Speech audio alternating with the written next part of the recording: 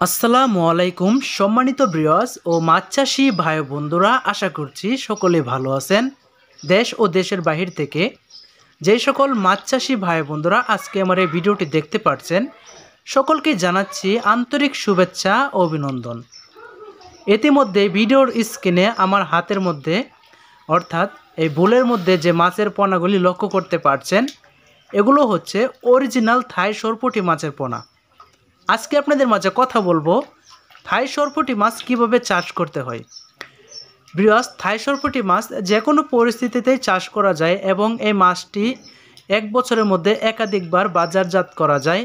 এই মাছটি এক বছরে 2 বার বাজারজাত করা যায় যদি আপনি এই মাছটি একদম প্রফেশনালভাবে চাষ করেন। থাই সরপুঁটি মাছ চাষ করলে কোনো প্রকার ঝামেলা পোহাতে হয় না, কারণ এই মাছটি চাষ করার পদ্ধতি একদম সহজ যদি আপনি একটুকুনা মনোযোগ সহকারে এই মাছটি চাষ করেন। থাই সরপুঁটি মাছ আপনি চাইলে বিভিন্ন ধরনের বৃষ্টির পানি জমে থাকা পুকুর অথবা যে কোনো ধরনের জলাশয়ে এবং কি পরিত্যক্ত যে কোনো জমিতে চাষ করা যায়। এবং কি আপনারা যারা আমাদের দেশে অনেক কৃষি খামারি ভাইয়েরা আছেন যারা ক্ষেতের মধ্যে ধান চাষ করেন, এখন যে সময়টা রয়েছে ধান চাষের জমিতে বৃষ্টির পানি জমে থাকে, আপনারা চাইলে এই 3 মাসের মধ্যে এই মাছটি চাষ করতে পারেন। এই 3 থেকে 4 মাসের মধ্যে এই মাছটি আপনি পরিপূর্ণভাবে বাজারজাত করতে পারেন। এখন যে সাইজ দেখতে পাচ্ছেন, এখন যদি আপনি ধান চাষের কোনো জমিতে বৃষ্টির পানি জমে থাকা জলাশয়ে ছাড়েন, তাহলে 3 থেকে 4 মাসের মধ্যে এই মাছগুলি কেজিতে আসবে 3টা থেকে 4টা এবং কি 5টায় কেজিতে আসবে অ্যাভেলেবেল।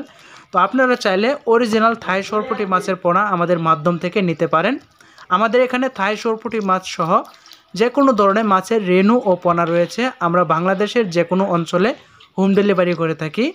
মাছের দাম নির্বাচন মূলত পরিমাণের উপর আমরা মাছের দাম নির্ধারণ করে থাকি। আপনি যদি পরিমাণে বেশি নেন তাহলে আমরা সেক্ষেত্রে মাছের দাম কম রাখবো।